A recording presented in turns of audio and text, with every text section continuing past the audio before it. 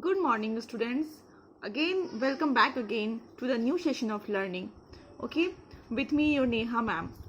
We are in topic chapter number 4, that is change in profit sharing ratio. In the last video, we had done. Nowadays, we are doing conceptual videos in which I am explaining the concepts which is related with this chapter. Okay, in the last video, we had done how to treat workmen's compensation reserve or fund. Okay, in this video we are going to discuss treatment of investment fluctuation reserve, IFR, or you can also say that investment fluctuation fund. Okay, both the things can be said. Okay, so let's start our discussion with the example. I have taken one imaginary figure and one example to explain you the concept. See, A and B are two equal partners. Okay, equal partners means they are sharing profit and loss equally. And their balance sheet extent is, और उनका balance sheet आपको दिया हुआ है. Have a look on it. ये रहा उनका balance sheet. Balance sheet ऐसा है कि उसके दो sides होते हैं balance sheets का, that is liabilities and assets. Asset side आपको दिखाई दे रहा है कि investment है.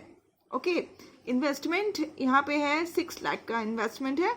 एंड इन्वेस्टमेंट फ्लक्चुएशन फंड है 30,000 का.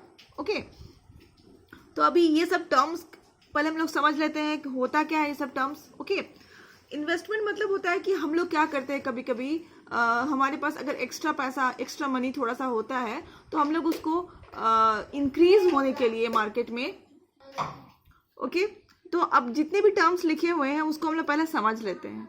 ओके, इन्वेस्टमेंट में मतलब क्या होता है कि अगर हमारे पास थोड़ा सा ज़्यादा मनी है तो हम लोग क्या चाहते हैं कि उसको मार्केट में कहीं पे इन्वेस्ट कर दे.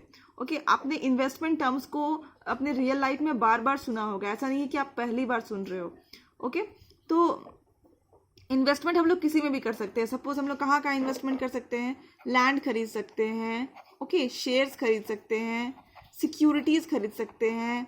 ओके, और बिल्डिंग खरीद सकते हैं, व्हीकल्स खरीद सकते हैं. व्हीकल्स लेकिन उतना सिक्योर आप नहीं मानोगे, बट बिल्डिंग आप खरीद सकते हो. ओके, तो ये जो कॉस्ट हमें दिखाई जाती है, ये जो कॉस्ट 6 लाख यहाँ पे दिखाई जा रही है, this is cost. This is what? Cost. Cost मतलब जिस कॉस्ट में हम परचेज करते हैं इन्वेस्टमेंट, या जिस कॉस्ट में सपोज मैंने एक लैंड परचेज किया. ओके, तो जो कॉस्ट मैंने उस टाइम पे किया वो कॉस्ट हम यहाँ पे दिखाते हैं. ऑलराइट, तो इन्वेस्टमेंट अगर यहाँ पे दिया हुआ है तो ये हमारा कॉस्ट है. जिस कॉस्ट में हमने खरीदा है, परचेज किया है, वो कॉस्ट हमें रिफ्लेक्ट हो रहा है. Okay, and second thing is market value. Market value means what? Market value मतलब आज मैंने जमीन खरीदा है 6 लाख का, या सिक्योरिटीज, सपोज सिक्योरिटीज खरीदा है 6 लाख का. But the thing is this कि उसका मार्केट वैल्यू 6 लाख नहीं होगा. उसका मार्केट वैल्यू बहुत ज़्यादा हो सकता है या फिर कम भी हो सकता है. ओके, तो उसका मार्केट वैल्यू क्या होगा? ज़्यादा भी हो सकता है और फिर कम भी हो सकता है. तो market value is totally different thing. तो हम लोग यहाँ पे मार्केट वैल्यू को रिफ्लेक्ट नहीं करते हैं. यहाँ पे हम लोग सिर्फ कॉस्ट को रिफ्लेक्ट करते हैं जिस कॉस्ट में हमने खरीदा हुआ है. ओके, तो आपको दूसरा टर्म दिखाई दे रहा होगा, that is investment fluctuation fund. अब ये क्या होता है जी?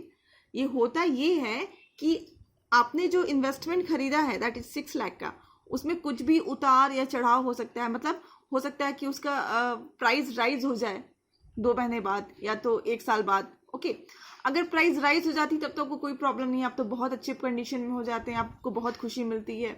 But at the same time if the price goes decreases और इट लोअर्स, अगर प्राइस गिर जाती है उसकी, if there is a fall in the value of investment, तो आपको क्या हो जाएगा? नुकसान हो जाता है. ठीक है, इस नुकसान की भरपाई के लिए जो पार्टनर्स होते हैं वो एक रिजर्व या फिर आप फंड बोल लो, ओके, वो बना करके रखते हैं. ठीक है, तो सपोज हम लोग इमेजिन कर लेते हैं रिजर्व मतलब मैंने आप लोग को क्लास में बताया था कि आप लोग एक मटका इमेजिन कर ले कि इस मटके में क्या कर रहे हैं, जो पार्टनर्स है वो जमा करके रखे हुए हैं कुछ. अगर नुकसान हो जाएगा तो उससे लड़ने के लिए, तो उसकी भरपाई के लिए. ओके, तो यहाँ पे कितना उन्होंने करके रखा है? 30,000. ऑलराइट, तो समझ में आ रही है क्या चीज़ें हैं, क्या चीज़ बैलेंस शीट दिखाई दे रहा है, बैलेंस शीट में क्या क्या टर्म्स हैं, ये आपको मैंने अभी एक्सप्लेन कर दिया. अभी हम लोग क्या करते हैं, इसमें केसेस लेते हैं. ठीक है, तो हम लोग अब हमारा आगे का डिस्कशन हम लोग शुरू करते हैं। ओके, तो केस वन क्या है? No additional information, no additional information. Okay, no additional information मतलब क्या है कि कोई भी एक्स्ट्रा इंफॉर्मेशन, बस ये बैलेंस शीट आपको दे दिया गया है और कोई भी एक्स्ट्रा इंफॉर्मेशन नहीं दिया गया है। ओके, तो उसको हम लोग केस वन मानते हैं। या फिर आप दूसरे सिचुएशन में ये भी मान सकते हो कि ऐसा दिया हुआ है कि उसका मार्केट वैल्यू सेम है, मतलब कॉस्ट जो वैल्यू है वही सेम मार्केट वैल्यू है। Market value is 6 lakh. Okay, या फिर आपको थर्ड ऑप्शन ये भी दे सकता है कि क्वेश्चन इज साइलेंट।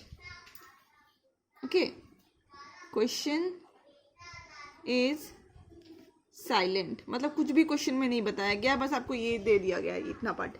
ओके, तो उसको हम लोग क्या मानेंगे? केस वन मानेंगे। अभी आप समझने वाली बात ये है कि हमारा इन्वेस्टमेंट का कॉस्ट कितना था? 6 लाख था और हमारा मार्केट वैल्यू कितना है? 6 लाख है। ओके, तो ना हमें नुकसान हो रहा है ना ही फायदा हो रहा है। जितने में हमने खरीदा था इन्वेस्टमेंट उतना में हम क्या कर रहे हैं? सेल कर रहे हैं। ओके, तो हमने जो नुकसान की भरपाई के लिए एक मटका जो तैयार किया था, या फिर आप 30,000 बोलो, जो हमने तैयार किया था रिजर्व, इसका कोई भी यूज नहीं हुआ। अब कोई भी यूज नहीं हुआ तो एट लास्ट में क्या होता है? उसका पार्टनर्स उसको शेयर कर लेते हैं। ओके, तो यहाँ पे एक हमें जर्नल एंट्री पास करना होगा, दैट इज IF। थोड़ा शॉर्टकट में मैं लिख रही हूँ जर्नल एंट्री का, वो ये जो इन्वेस्टमेंट फ्लक्चुएशन फंड को IFF लिखा है मैंने, यहाँ पे मैं लिख देती हूँ IFF। ओके, आप समझ जाना। Investment fluctuation fund account debit to X to Y। मटके में कितनी पैसा थी? 30,000। ओके, अब ये X एंड Y शेयर करेंगे किस रेशियो में? ओल्ड रेशियो में। एवरीथिंग यहाँ पे देखना कि ज्यादातर जो चीजें हैं, जो रिजर्व्स हैं, ये सारे चीजें कहाँ शेयर, किस रेशियो में शेयर होती हैं? ओल्ड रेशियो में। तो किस रेशियो में शेयर होंगी? ओल्ड रेशियो में। ओके, यहाँ मैं लिख दे रही हूँ ओल्ड रेशियो। तो कितना है ओल्ड रेशियो? इक्वल पार्टनर्स थे ये लोग, तो 15,000 एंड 15,000। ऑलराइट, तो आई होप कि आपको केस नंबर 1 समझ में आ गया है। थोड़ा थोड़ा पूरा पढ़ोगे तो पूरी तरह से समझ में आएगा, थोड़ा सा एफर्ट अपना भी डालना होता है कहीं पर भी।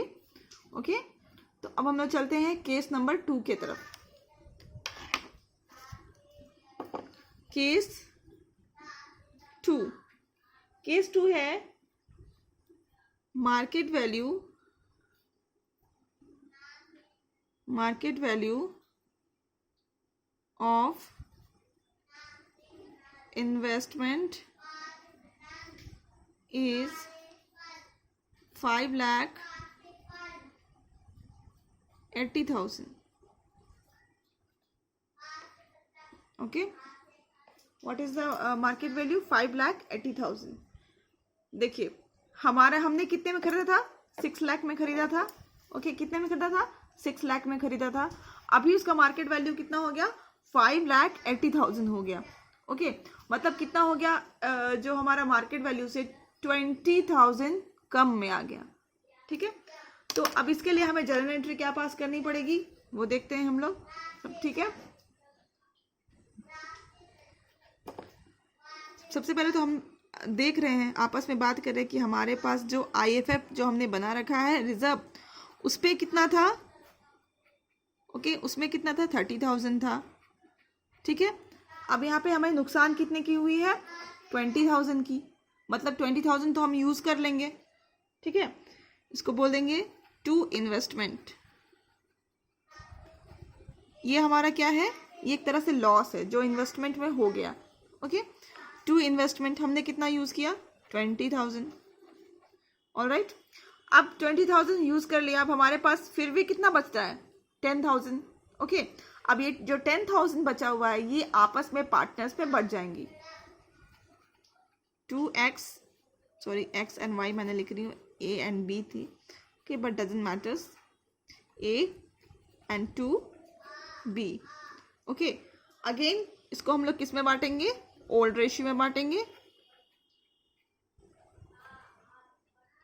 और ये 10,000 10,000, ओके।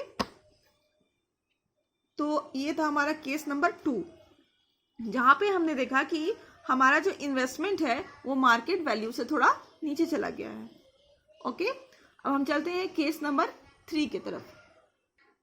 हम लोग केस नंबर 3 में क्या देखते हैं कि market value of investment is 5 lakh, मतलब कितने की गिरावट देखने को मिल रही है, सीधे 1 लाख की गिरावट देखने को मिल रही है, ओके। मतलब हमें कितने का नुकसान हो रहा है, 1 लाख का नुकसान हो रहा है, ओके। तो हमें कितने की नुकसान हो रही है, सीधे 1 लाख की नुकसान हो रही है, ऑलराइट। तो यहाँ पे हमने कितने का रिजर्व बनाया हुआ था, हमने सिर्फ 30,000 का ही रिजर्व बनाया हुआ था, और हमें 30,000 से अभी कितना एक्स्ट्रा लगने वाला है, 70,000 एक्स्ट्रा लगने वाला है। मतलब हमें रिजर्व कितने का बनाना चाहिए था, 1 लाख का बनाना चाहिए था, हमने कितने का बनाया है, मात्र 30,000 का बनाया है हमने। तो हमें 70,000 एक्स्ट्रा नुकसान हो रहा है, आप लोग समझ रहे हो, 70,000 एक्स्ट्रा इन्वेस्टमेंट में हमें लॉस हो रहा है, ओके। तो अभी हम इसका क्या करते हैं, देखते हैं इसका जनरल एंट्री कैसा होगा। सबसे तो हम लोग क्या करेंगे, सबसे पहले IFF जितना है हमारे पास उसका कर देंगे, IFF account debit, that is 30,000, okay, कर दिया। उसके बाद हमें इन्वेस्टमेंट में नुकसान कितना हो रहा है, टू इन्वेस्टमेंट, ओके, हो रहा है 1 लाख का नुकसान, ओके। यहां तक हमने कर लिया। अब हमारे पास और कितना एक्स्ट्रा नुकसान हो रहा है, दैट इज 70,000, ठीक है। तो हम पिछले बार भी एक अकाउंट खोले थे जिसका नाम था रीवैल्यूएशन का अकाउंट, ओके, नाम क्या था, revaluation account.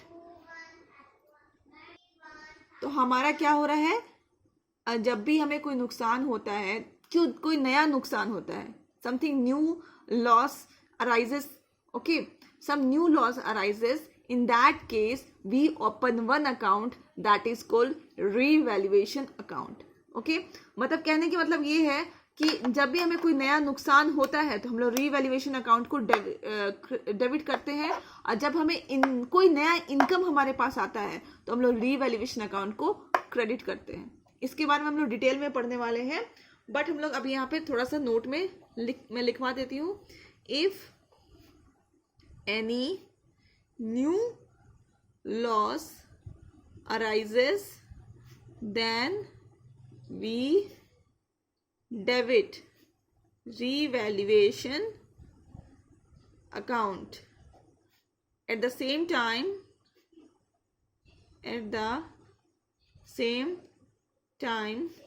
if any new income arises, we credit revaluation account, okay. तो बस ये बातें हमें ध्यान में रखनी है। वैसे तो हमारा नेक्स्ट टॉपिक रीवैल्यूएशन अकाउंट ही होने वाला है, ओके। तो यहाँ पे हम क्या करेंगे, रीवैल्यूएशन अकाउंट को डेबिट कर देंगे, बस हमारा हो गया जनरल एंट्री पूरा थर्ड केस का, ऑलराइट, समझ में आ रही है। अब हम लोग क्या करते हैं, फोर्थ केस की तरफ चलते हैं, ठीक है। आई होप थर्ड केस तीनों केस आपके माइंड में क्लियर हो गया होगा। Fourth case, case number 4, okay. Case number 4 में आपका थोड़ा सा अच्छा है, market value of investment is 6,50,000, okay. क्या है हमारा market value of investment is 6,50,000। मतलब हमारा जो मार्केट वैल्यू इन्वेस्टमेंट का जो मार्केट वैल्यू था वो कॉस्ट कितना है उसका, 6 लाख, और आगे कॉस्ट से 50,000 एक्स्ट्रा हो गया, हमें तो 50,000 की फायदा हो गया समझने से, ठीक है, इनकम हो गया हमें 50,000 का। तो हम सबसे पहली बात ये देखते हैं कि हमें इन्वेस्टमेंट में नुकसान हुआ, नहीं हुआ। नुकसान की भरपाई के लिए हमने एक रिजर्व बनाया था जिसका नाम, जिसपे कितने पैसे थे, 30,000, वो यूज हुआ, नहीं हुआ, ओके, तो सबसे पहले तो यूज नहीं हुआ, तो उसको हम लोग क्या करेंगे, इसमें 2 जनरल एंट्री पास करेंगे हम लोग। पहला जनरल एंट्री में हम लोग जो रिजर्व बनाया हुआ था, the reserve which we had made and which is reflecting on liability side, that is investment fluctuation fund, that is 30,000 जिसमें अमाउंट है, उसको सबसे पहले हम लोग क्या करेंगे, पार्टनर्स में बांट लेंगे। ठीक है, तो IFF account debit to A and to B। पहले तो हमने देखा कि जो भी हमने रिजर्व बनाया था वो इस केस में यूज नहीं हो रहा है। इसलिए नहीं हो रहा है क्योंकि हमें इन्वेस्टमेंट में कोई भी नुकसान नहीं हुआ है, बल्कि फायदा हुआ है। ओके, तो इसमें हम लोग क्या कर रहे हैं कि जो रिजर्व था जो हमने बनाया था नुकसान की भरपाई के लिए, उसका यूज नहीं हो रहा है, तो उसको आपस में हम लोग बांट लेते हैं। ठीक है, तो हमने नुकसान कितने का बनाया था, 30,000 का बनाया था अमाउंट का। अब इसको हम लोग ओल्ड रेशियो में बांटते हैं। Again and again I'm writing old ratio so that you can remember that you have to distribute the things in old ratio. Okay, and here 15,000 and here also 15,000. Okay, तो first entry done. ठीक है, अब दूसरा entry क्या होगा। ठीक है, दूसरा एंट्री में आप क्या करोगे, आपको फायदा कितने की हुई है, हाँ आपको फायदा हुई है 50,000 की, तो आप क्या करोगे, 50,000 को पहले फायदा कितने की हुई है, मैंने आपको यहाँ पे क्या लिखवाया कि अगर आपको कोई नया इनकम होता है तो आपको रीवैल्यूएशन अकाउंट को क्रेडिट करना पड़ता है। Repeating again, if any new income arises we credit revaluation account. तो यहाँ पे हमें नया इनकम हो रहा है, 6 लाख का जो हमारा इन्वेस्टमेंट था 650 में हमें मार्केट वैल्यू हो गई है उसकी, तो हम इस जो 50,000 है उसको क्या करेंगे, सबसे पहले तो रिवैल्यूएशन अकाउंट में डाल देंगे क्योंकि ये हमारा न्यू इनकम है। तो हम लोग क्या करेंगे, सबसे पहले तो क्रेडिट कर लेते हैं रिवैल्यूएशन अकाउंट को, अकाउंट 50,000। ओके, उसके बाद फिर करेंगे ऊपर में इन्वेस्टमेंट अकाउंट,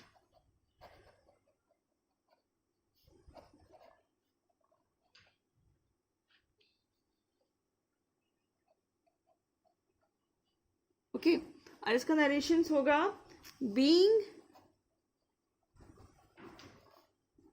इन्वेस्टमेंट रीवैल्यूड। तो उम्मीद है मैंने इन्वेस्टमेंट फ्लक्चुएशन रिजर्व से रिलेटेड चारों केसेस मैंने आपको समझा दिए हैं। Go through it, try to do the work by yourself, you will get in a proper way. Thank you for listening and keep learning.